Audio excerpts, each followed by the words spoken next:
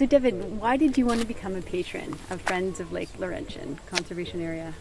I wanted to be a patron of the Friends of Lake Laurentian Conservation Area, most importantly because I spent so much time in the area growing up.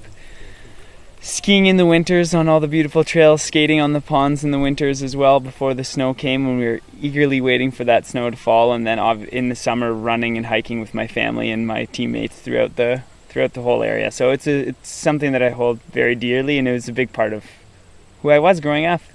And that gets me to my next question is, what are some of your fondest memories? And you've talked about some of them. Was it at Camp Bidubig? Is it running on the trails? For sure. I think for me, my fondest memories remain just like training in the area.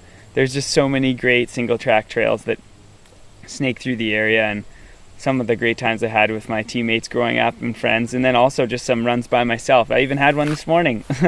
So yeah, the trails in the area are they're beautiful and something that should be celebrated for sure. And where did you run this morning?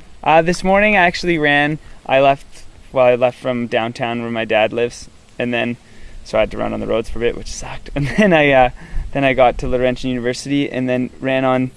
There's these single track. When I was young, it was called like Simics Trail. I don't know if there's an actual name or anything, but anyways, from behind Laurentian University, the Nordic ski trails behind the track, and then I ran.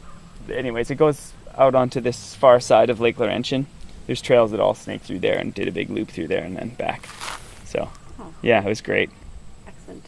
And why do you think it's important to protect places like Lake Laurentian Conservation Area? Well, for me, I think it's important to protect these areas.